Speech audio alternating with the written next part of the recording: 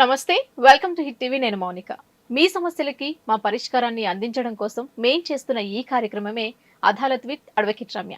ఈరోజు ప్రముఖ high court advocate ఆకుల రమ్య గారు ఉన్నారు. వారితో మాట్లాడతాం. మేడం నమస్తే. మేడం నమస్తే అండి. ఎలా ఉన్నారండి? బాగున్నానే మేడం, ఈ ప్రోగ్రాం పెట్టినప్పటి నుంచి చాలా మంది దగ్గర నుంచి వస్తున్న మాట ఏంటంటే, రమ్య గారి వల్ల మా జీవితం ఎంత హ్యాపీగా ఉందో అని వాళ్ళ మాటల్లో వింటుంటే చాలా హ్యాపీగా అనిపిస్తుంది. Thank you and Mounika. ఇందాక ఒక కాల్ మాట్లాడినప్పుడు కూడా రమ్య గారు మీ ప్రోగ్రామ్స్ చూసామండి. దాని వల్లనే మేము అవును. ఇంత కొంచెం మంచిగా మాట్లాడగలుగుతున్నాము. అంటే ఉన్నది ఉన్నట్టు మాట్లాడడం, అవును. లీగల్ గా ఎక్కువ తిరగొద్దు, కుదిరితే సెటిల్మెంట్ చేసుకోండి, లేకపోతే కలిసి ఉండండి. అవును. ఎందుకంటే లీగాలిటీలో కోర్టుల్లోకి ఎంటర్ అయినాక చాలా years of life span damage అవుతుంది. సో అది నిజాయితీగా ఉంటే ఎప్పుడైనా కానీ సక్సెస్ వస్తుందండి. మేబీ ఆ ఫాలోవర్స్ అంతా వాళ్ళు మాట్లాడే విధానం కొంచెం హ్యాపీగా అనిపిస్తుంది. మనం వాళ్ళకు ప్రాబ్లమ్ని సాల్వ్ చేయగలిగాము అనే ఒక అవును. సంతోషం అనేది గ్రేట్. ఒక ఇది ఇలాగే సక్సెస్ఫుల్ గా రన్ కావాలని మనస్ఫూర్తిగా కోరుకుంటున్నాం రమ్య గారు. అండ్ అందులో భాగంగానే ఒక కాలర్ తన సమస్యని మీతో షేర్ చేసుకోవడానికి కాల్లో ఉన్నారు. వారితో మాట్లాడతాం. షూర్. హలో. Hello madam. నమస్తే అండి. నమస్తే మేడం. మీ పేరండి? నా పేరు మౌనిక మేడం. మౌనిక. ఎక్కడి నుంచి మాట్లాడుతున్నారండి? జయదేవ్పూర్ మేడం. ఓకే, రమ్య గారు ఉన్నారు, మాట్లాడండి. Okay madam. మౌనిక గారు చెప్పండి అమ్మా, ఏంటి మీ ప్రాబ్లం? నమస్కారం మేడం. నమస్తే అమ్మా. అయితే మేడం మాది అరేంజ్ మ్యారేజ్ మేడం. ఎప్పుడైందమ్మా?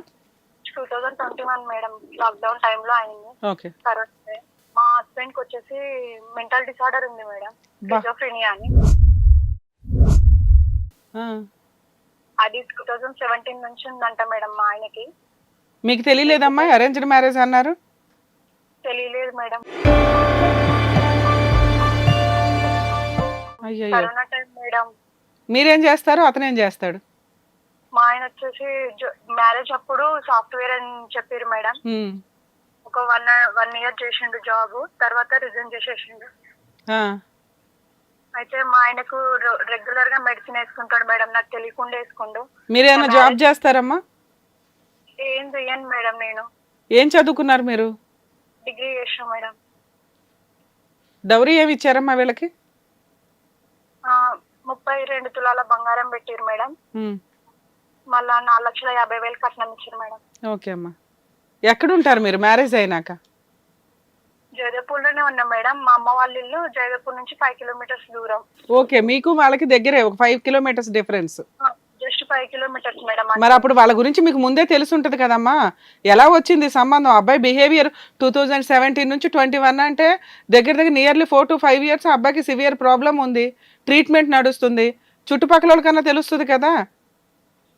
చెప్పలే మేడం, వాళ్ళ సొంత మేనత్త వాళ్ళ మా ఆయన్నే తెచ్చింది సంబంధము. మాకు మెడిసిన్ వేసుకుంటాడు, అట్లా ఇట్లా ఏది చెప్పలేదు. జస్ట్ జాబర్, ఒక్కడే కొడుకు, మంచిగా ఉంది, వెల్ సెటిల్ అని చెప్పేసిండు. జాబ్ చేస్తుందా అని చూస్తే నిజంగానే ఆయన వర్క్ చేస్తుండు మేడం అప్పుడు. ఓకే, ఎంత శాలరీ అని చెప్పారమ్మా? 70,000 చెప్పారు. ఓకే. మా ఆయన వచ్చేసి సపోర్ట్ ద్వారా చేసిండు మేడం ఆ జాబ్ మళ్ళీ. ఓకే. ఎవరెవరు ఉంటారమ్మా ఇంట్లో? మ్యారేజ్ అయినా కాపురానికి వెళ్ళి ఉంటారు కదా, ఎవరెవరు ఉండేవాళ్ళు? మా ఆయన, నేను, మా అత్తమ్మ, మా మామయ్య, మా ఆడపడుచు వాళ్ళిద్దరు పిల్లలు మాతోనే ఉంటారు మేడం. ఓకే. ఏమైంది కాపురానికి వెళ్ళిన దగ్గర నుంచి, ఏం జరిగింది? అయితే పోయినా మేడం, పోయినాక మా అత్తమ్మ వాళ్ళనే ఇంట్లోనే ఉండిపోయినా మ్యారేజ్ అయిన నెక్స్ట్ డే నుంచే. అయితే వాళ్ళ రిలేషన్ జరిగిపోతే అక్కడనే ఉన్నాం. అంటే ఇక మా ఆయన నేను మ్యారేజ్ అయిన నెక్స్ట్ డేనే కలుసుకున్నాం మేడం. మాకు కన్సీవ్ అయ్యిండు బాబు. ఫిజికల్ రిలేషన్ బాగానే ఉంది? బానే ఉంది మేడం. మాకు ఒక బాబు కన్సీవ్ అవగానే హాస్పిటల్కి వెళ్ళినాం మేడం. 3 months లకి స్కానింగ్కి వెళ్ళాము. వెళ్ళినప్పుడు స్కానింగ్ డేట్ మా మ్యారేజ్ డేట్ సేమ్ వచ్చేసింది అన్నట్టు. వస్తే మా హస్బెండ్ వచ్చి ఇది నాకు కన్సీవ్ కాలేదు అట్లా ఇట్లా అని గొడవ చేసిండు. చేస్తే నేను డాక్టర్ దగ్గరికి తీసుకుపోయినా. డాక్టర్ దగ్గరికి తీసుకుపోయి డాక్టర్ మేడం చెప్పింది, అట్లా ఉండదు, మీకు పీరియడ్ టైం ఇది, ఇట్లా కలిసిరు, అది ఇది అని క్లారిటీగా ఎక్స్ప్లెయిన్ చేసింది ఆ డాక్టర్ మేడం. సరే అని ఇంటికి వచ్చిండు. ఇంటికి వచ్చినాక బానే ఉన్నాం. మా అత్తమ్మ మా మామయ్యకి ఇదే చెప్పిన, ఇట్లా చేసిండు ఇట్లా ఇట్లా అంటే వాళ్ళు ఆయనకు చెప్తే సరే అవునా ఓకే నాకు తెలీదు అని అన్నాడు. అప్పటికి ఎక్స్క్యూజ్ అయిపోయిండు, వదిలేసిండు. నార్మల్ గానే ఉండు మేడం, జాబ్ చేసుకుంటుండు. పిల్లలా అమ్మా మీకు? ఒక బాబు ఒక మేడం. బాబు, ఓకే. అంత మోమ చేసింది మేడం. మా హస్బెండ్ ఇట్లా బయట వెళ్ళి అడ్డం టైంగా మేడం చేస్తే నాకు 8 months ఉన్నప్పుడు నేను సిటీకి వెళ్తా, వర్క్ చేస్తా, నువ్వు మీ అమ్మ వాళ్ళ ఇంటికి వెళ్ళని నన్ను ఇక్కడికి తోలిచ్చేసి ఆయన సిటీ వెళ్ళిపోయింది మేడం. ఓకే. పోయినాక మా బాబు పుట్టినాక 6 అంటే రెగ్యులర్ గా మంత్లీ 2 times అట్లా వచ్చి చూసిపోవడం, నేను అక్కడికి వెళ్ళడం అవన్నీ ఉన్నాయి మేడం. ఓకే. అట్లయినాక మా బాబు 6 months ఉండు మేడం. ఉన్నాక నేను మా అత్తమ్మ వాళ్ళ ఇంటికి పోయినా. మా ఆయన అప్పటికి సిటీ నుంచి వచ్చేసిండు. ఓకే. వచ్చినాక ఇక అప్పటికి ఆయన మెడిసిన్ వేసుకునేది నాకు 3 months ఉన్నప్పుడు తెలిసింది మేడం మా బాబు. అది ఫోన్ ద్వారా, ఫోన్ లో చూస్తే మెడికల్ స్లిప్స్ ఉన్నాయి, ఎవరి అంటే నాయ అని చెప్పేసిండు. అయితే ఇక నేను అంత పట్టించుకోలే మేడం, ఏం మెడిసిన్ లే అని వదిలేసిన, ఊకున్నా.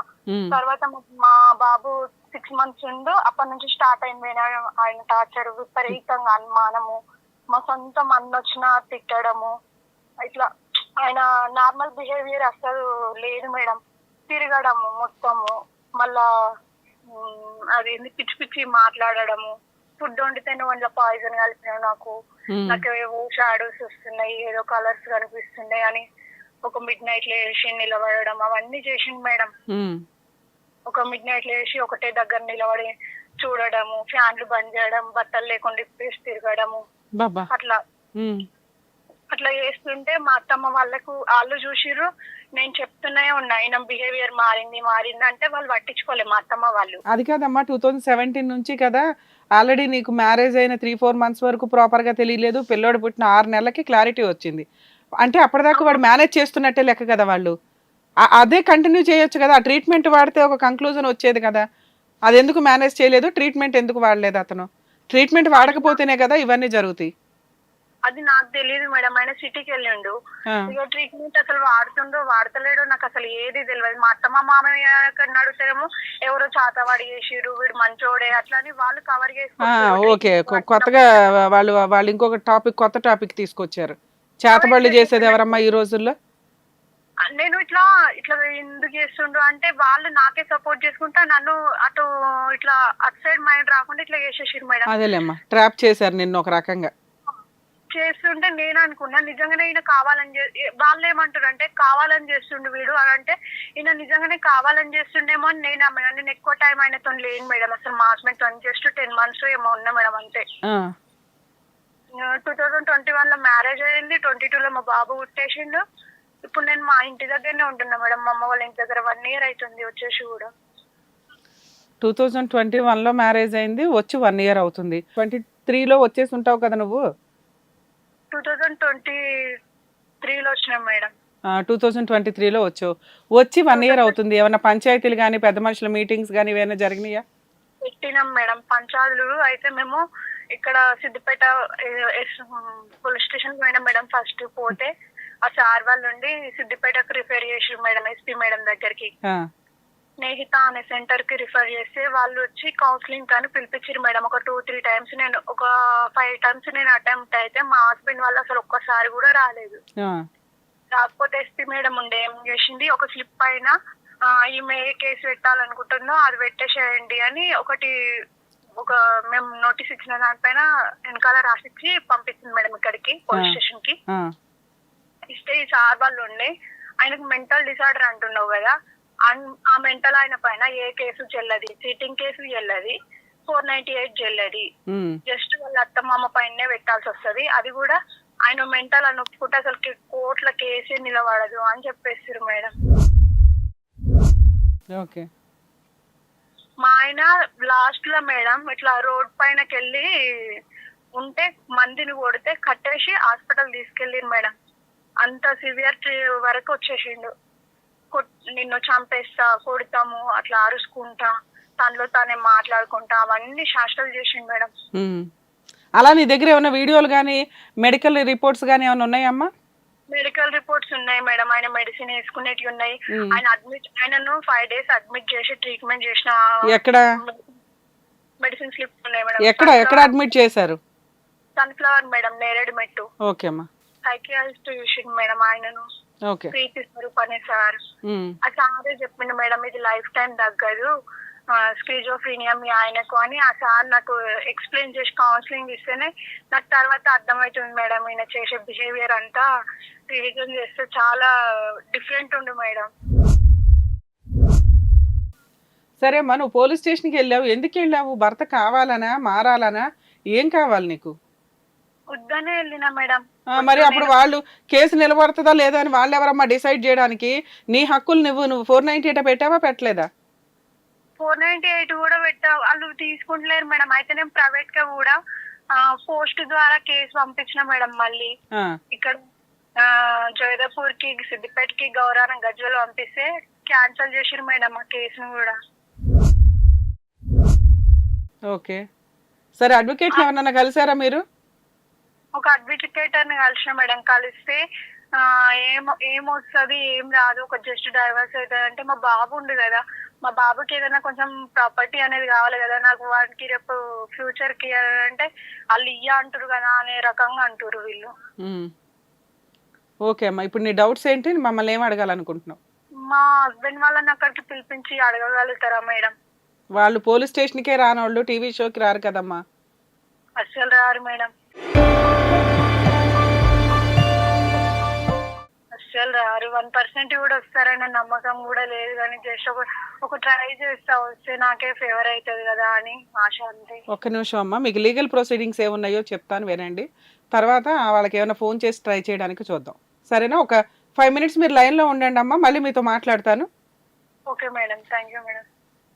మేడం, ఇది కేసు వింటే మనకు అర్థం అవుతుంది, అడ్డంగా చీటింగ్ కేసు ఒక రకంగా. అవును, ఒకప్పుడు అటు 7 తరాలు ఇటు 7 తరాలు చూసుకొని పెళ్లిళ్ళు చేయడం అనేది జరుగుతూ ఉండేది. ఎందుకు 7 తరాలు అంటే, కొన్ని రకాల జబ్బులు యాన్సిస్టర్స్గా వస్తూ ఉంటాయి. మనకు ఆస్తులు ఎట్లా వస్తాయో, ఈ షుగరు, బీపీ, హార్ట్ అటాకులు, హెయిర్ ఫాల్, స్కిన్ టోన్, ఇవన్నీ కూడా వంశపారంపర్యంగా సైకలాజికల్ ప్రాబ్లమ్స్ ఇవన్నీ అట్లా వస్తూ ఉంటాయి. అందుకని ఆ కుటుంబంలో ఎవరికి ఏ ప్రాబ్లమ్స్ ఉన్నాయి, ఎవరు ఎంత హెల్దీ, ఇవన్నీ చూసుకుంటూ మ్యారేజ్లు చేసుకుంటూ వచ్చేవాళ్ళు. అవి కాస్త 2-3 yearsకి తర్వాత ఏదో జాయింట్ ఫ్యామిలీ వరకు అయ్యి, ఇప్పుడు ఆ అబ్బాయి దొరికితే చాలు, అమ్మాయి దొరికితే చాలు అనే సీన్కి వచ్చి అవి కూడా దొరకట్లా, మ్యారేజ్ బ్యూరోల మీద వీటి మీద డిపెండ్ అవ్వాల్సిన సిచ్యుయేషన్. దీనివల్ల ఏంటంటే, ఏదో బయోడేటా చూసుకొని వాడు ఏమన్నా టైప్ చేయని, ఎంక్వైరీ ఉండదు, ఇన్ఫర్మేషన్ ఉండదు, ఎవరు చెప్పేవాళ్ళు ఉండరు. అవి చూసుకొని మ్యారేజ్లు చేసుకుంటున్న పరిస్థితిలో మనం మోరల్ వాల్యూస్, హ్యూమనిటికల్ గ్రౌండ్స్లో ఉన్న రిలేషన్స్ తగ్గిపోతున్న సందర్భాలు ఎక్కువ నడుస్తున్నాయి. దీనివల్ల వీళ్ళకి 5 kilometers దూరంలో ఉన్న ఒక వ్యక్తి యొక్క కుటుంబంలో ఏం జరిగింది, ఆ అబ్బాయికి ఆల్రెడీ 2017 నుంచి సైకలాజికల్ ప్రాబ్లం అంత సివియర్గా ఉంటే, సిజోఫీనియా అంటే ఇమాజినరీ థింకింగ్స్ అన్నీ, వాళ్ళు కనిపిస్తున్నారు, వీళ్ళు కనిపిస్తున్నారు అంటాం. అతను చెప్తున్న సీన్లన్నీ కూడా క్రియేట్ చేసి చెప్పడం కుదరదు.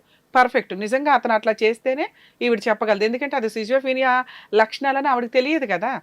తింగర వేషాలు వేస్తున్నాడు, వాళ్ళ అత్త వాళ్ళు చెప్పి కావాలని చేస్తున్నాడు అంటే, ఆహా నన్ను హెరాస్ చేయడానికి కావాలని చేస్తున్నాడేమో అని అనుకుందే తప్ప, ఇవి ఆ జబ్బు యొక్క లక్షణాలు, ఆ ప్రాబ్లం యొక్క లక్షణాలని ఈ అమ్మాయికి తెలియదు. సో ఇక్కడ మనకు అర్థమవుతుంది తను నిజం చెప్తుంది అని.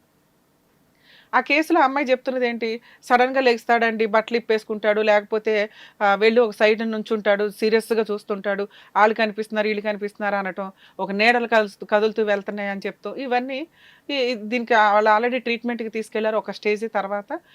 ఇది వాళ్ళ అత్త మామకి తెలుసు, ట్రీట్మెంట్ నడుస్తుంది, మెడిసిన్స్ వేస్తున్నారు, అయినా కూడా ఒక పాతకాలం సామెత ఒకటి ఉండేది, పెళ్లి చేస్తే పిచ్చి కుదురుతుంది అని. ఈ లక్షణాలు ఇప్పుడు మనం సైంటిఫిక్గా కనిపెట్టి మాట్లాడుకుంటున్నాం, కానీ ఈ తెంగర లక్షణాలన్నీ ఎప్పటి నుంచో ఉండేవి. అలాంటి సీన్లు ఎట్లా అంటే, ఫిజికల్ రిలేషన్స్లోకి ఎంటర్ అవ్వడం వల్ల, పెళ్ళిళ్ళు అవ్వడం వల్ల కొంచెం మారుతూ వచ్చేవాళ్ళు ఏమో, మనకు తెలియదు, ఆ మాట అయితే వింటూ ఉండేవాళ్ళు. అలా అని ఇప్పుడు పెళ్ళిళ్ళు చేస్తామంటే ఏ అమ్మాయి రెడీగా లేదు చేసుకోవడానికి. అలాగే ఒకవేళ అది కంటిన్యూ అయితే కనుక, అతనికి ఉన్న ప్రాబ్లం ఏదైతే ఉందో అది కంటిన్యూ అయితే అది చీటింగ్ కింద లెక్క. అతనికి ఆ ప్రాబ్లం ఉంది తెలిసి చేసుకోవడం వేరు, అతనికి ఉన్న ప్రాబ్లంని చెప్పకుండా ఒక అమ్మాయి సంబంధం తీసుకొచ్చి పెళ్లి చేసేయడం అనేది చీటింగ్ కింద లెక్క. కనీసం ఈ అమ్మాయికి ఆ తర్వాత తెలిసినా కూడా వెంటనే ప్రెగ్నెన్సీ వచ్చింది, దాని మీద ఆయనకు అనుమానం. తీరా వాళ్ళ ఇంట్లో వాళ్ళు అందరూ ఎక్స్ప్లెయిన్ చేసి, డాక్టర్ ఎక్స్ప్లెయిన్ చేసినాక ఒక క్లారిటీ. ఎందుకు క్లారిటీ వచ్చిందంటే, అప్పుడు మెడిసిన్స్ వాడుతున్నాడు. ఎప్పుడైతే ఈ అమ్మాయి మళ్ళీ 6 months డెలివరీ తర్వాత ఇంటికి వెళ్ళిందో, ఇతను ఆల్రెడీ వేరే చోటుకి వెళ్ళి వచ్చాడు. అప్పటిదాకా ఒక 8 months ఎక్కడో బయట ఉన్నాడు ఈవిడ డెలివరీకి వెళ్ళిన టైంలో. మళ్ళీ అప్పటి నుంచి మేబీ మెడిసిన్స్ ఆగిపోయి ఉండొచ్చు, లేదా ఒక్కసారి ఆగిపోయినాక మళ్ళీ అతనికి మెడిసిన్ యూజ్ చేయించడం అనేది చాలా కష్టంతో కూడిన పని. ఇలా సైకలాజికల్ ప్రాబ్లం ఉన్న వ్యక్తుల్ని ట్రీట్మెంట్ ఇవ్వాలి అంటే అతని తల్లిదండ్రులు మాత్రమే ఇవ్వగలరు. భార్య తీసుకెళ్లి ట్రీట్మెంట్ ఇప్పిస్తానంటే ఏమో భర్తతో నచ్చలేదేమో, ఆవిడే ఏదైనా మెడిసిన్స్ రాంగ్గా యూస్ చేయించి అతనికి ఆ ప్రాబ్లమ్ని క్రియేట్ చేసిందేమో అంటారు. అలాగే భార్యకి ఇట్లాంటి సైకలాజికల్ ప్రాబ్లమ్స్ ఉన్నా కూడా వీళ్ళ ఎలిగేషన్స్ ఎలా ఉంటాయి అంటే, ఆయన వాళ్ళ అత్తమామ మా అత్తమామ ఇలా చేయడం వల్లే నాకు ఈ ప్రాబ్లం వచ్చిందండి అని వాళ్ళ మీదే తోసేస్తూ ఉంటారు. సో వాళ్ళు ట్రీట్మెంట్కి తీసుకెళ్ళడం కుదరదు. అమ్మాయి వాళ్ళ అమ్మా నాన్న లేదా వీళ్ళు ఒకవేళ ఇద్దరు పెద్దవాళ్ళు అయితే వీళ్ళ పిల్లలు తీసుకువెళ్తే లీగల్గా ప్రాపర్ ట్రీట్మెంట్ ఇప్పించిన వాళ్ళ కింద లెక్క.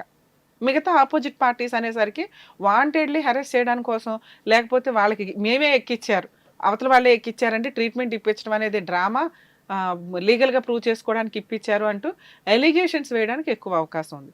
ఇక్కడ తల్లిదండ్రులకి ట్రీట్మెంట్ ఇప్పించడం తెలుస్తుంది, మెడిసిన్ ఇప్పిస్తున్నారు, అడ్డంగా ఒక ఆడపిల్లని తీసుకొచ్చి పెళ్లి చేసి అమ్మాయి గొంతు కోసారు, ఏదో పెద్ద ఆవిడ సపోర్ట్ చేస్తున్నట్టు 2-3 సార్లు అమ్మ పిల్లోడు కావాలని చేస్తున్నాడమ్మా, మనం 4 పీకి మార్చేద్దాం అది ఇది అని కవరప్ చేసుకుంటూ వచ్చారు తప్ప, ఈ పిల్లకి మేము అన్యాయం చేసాం, ఒక పిల్లోడిని కనిచ్చేసాం, రేపటి రోజున ఏదైనా తేడా వస్తే ఆ పిల్లోడు తండ్రి లేనివాడు అవ్వాల్సి ఉంటుంది, నెక్స్ట్ జీవితకాలం ఇదంతా కూడా ఈ అమ్మాయి బర్డెన్ మోయాల్సిన పరిస్థితి. ఈ పాపం ఎవరు వేసుకుంటున్నట్టు?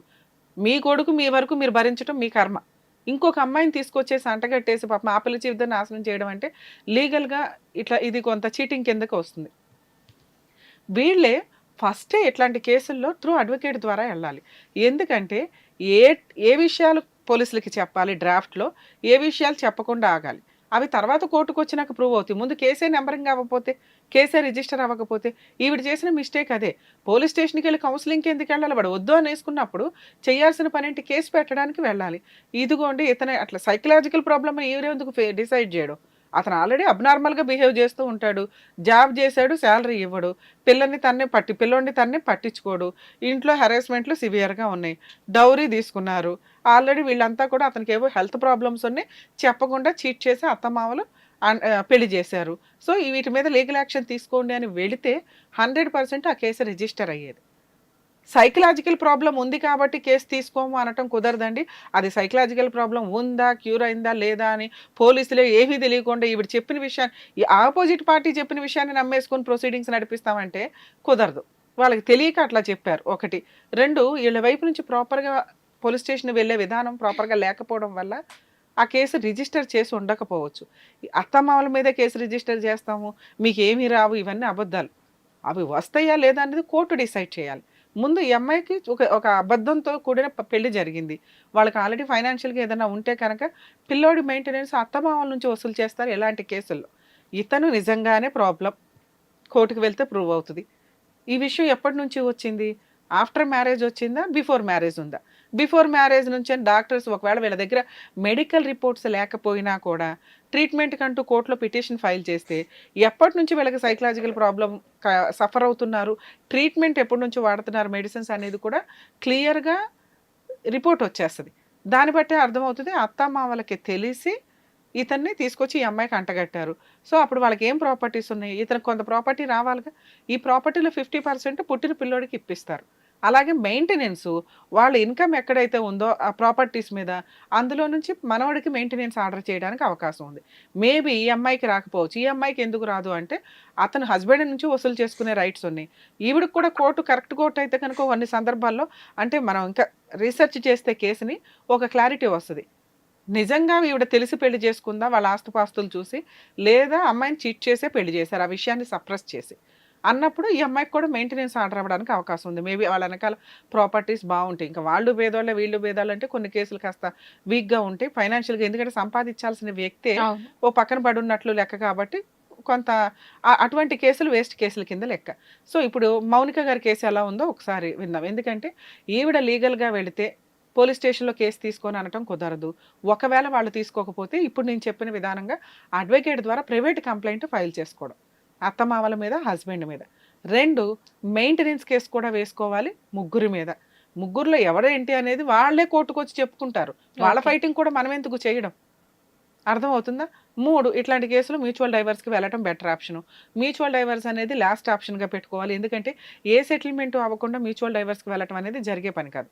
ఒకసారి మ్యూచువల్ డైవర్స్ అంటే ఇంకా భవిష్యత్తులో ఏ కేసులు వేయడానికి పనికిరాదు. ఎందుకంటే ఇప్పుడే ఇవ్వని వాళ్ళు అప్పుడెప్పుడో ఇస్తారనుకోవడం దండగా. మ్యూచువల్ డైవర్స్ ప్రాసెస్కి వెళ్ళిపోయినాక పిల్లోడు హక్కులు కూడా కొలాప్స్ అవుతూ ఉంటాయి. కాబట్టి వీళ్ళు ఏం చేయాలి అంటే ఖచ్చితంగా 498 కేసు మెయింటెనెన్స్ కేసు ఫస్ట్ వేసుకోవాలి. ఇవి వేసుకుంటేనే మ్యాటర్ సెటిల్మెంట్కి రావడానికి అవకాశం ఉంది. ఇన్ కేస్ సెటిల్మెంట్కి రాకపోతే అప్పుడు డైవర్స్ కేసు ఈవిడ ఇండివిజువల్గా వేసుకుంటుందా ఏంటని చూడాలి. ఒకవేళ ఈ 2 కేసులు వేసినప్పుడు మ్యాక్సిమం చాలా కేసుల్లో సెటిల్మెంట్కి వస్తారు. ఎందుకంటే వీళ్ళ వైపు చాలా మిస్టేక్ ఉంది. ఈ అమ్మాయికి ఈ బాబుకి తనకి ఎంతో కొంత పర్మనెంట్ ఎలిమినీగా కొంత అమౌంట్ ఇచ్చి వదిలించుకోవాలని చూస్తారు. తనకి కొత్త లైఫ్ వస్తుంది, ఫర్దర్గా చూసుకోవడం బెటర్. అలాగే ఈలోపు కొంచెం పిల్లోడు ఏజ్ ఏమన్నా పెరిగితే కనుక పిల్లోడికి కూడా ఒకసారి డాక్టర్స్కి చూపించడం బెటర్. ఎందుకంటే ఇదేమన్నా పిల్లోడికి రావడానికి అవకాశం ఉందా అనే సిచ్యుయేషన్ మీద.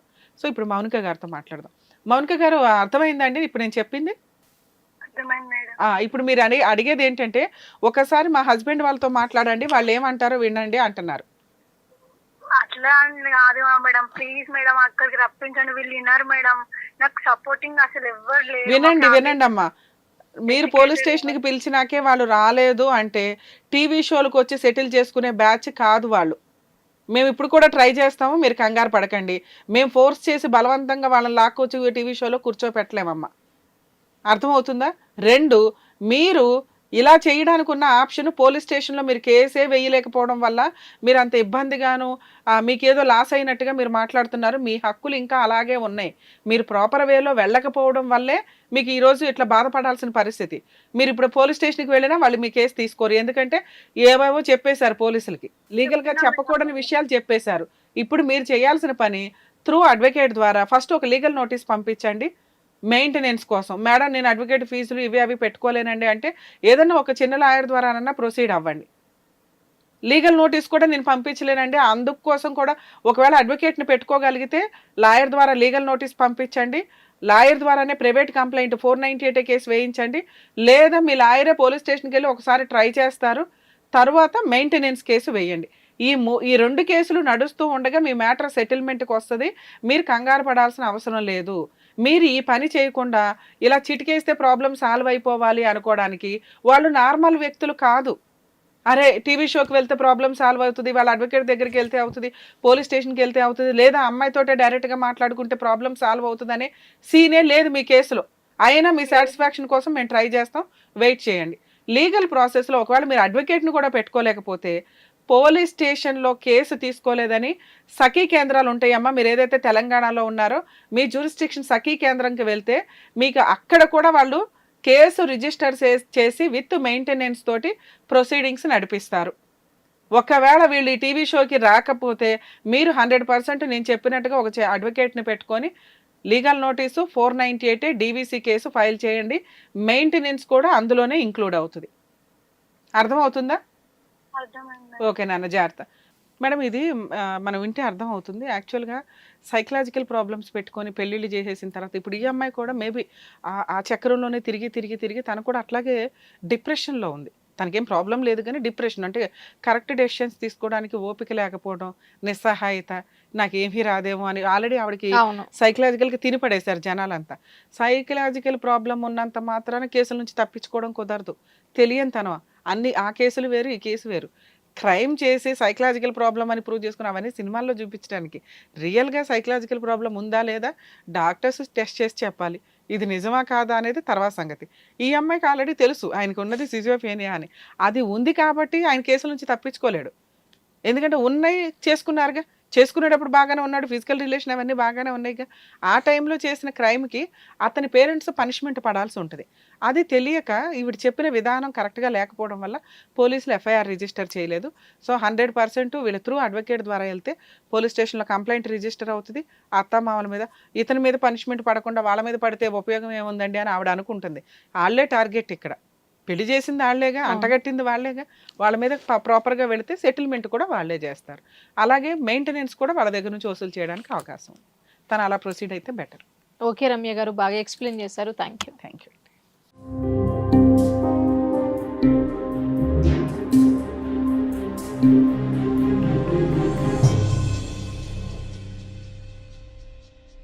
సమస్య లేని ఇల్లు ఉండదు, పరిష్కారం లేని సమస్య ఉండదు. బంధాలు గొప్పవి, బాధలు చిన్నవి. మీ సమస్యని మేము పరిష్కరిస్తాం. రండి, మాట్లాడుకుందాం.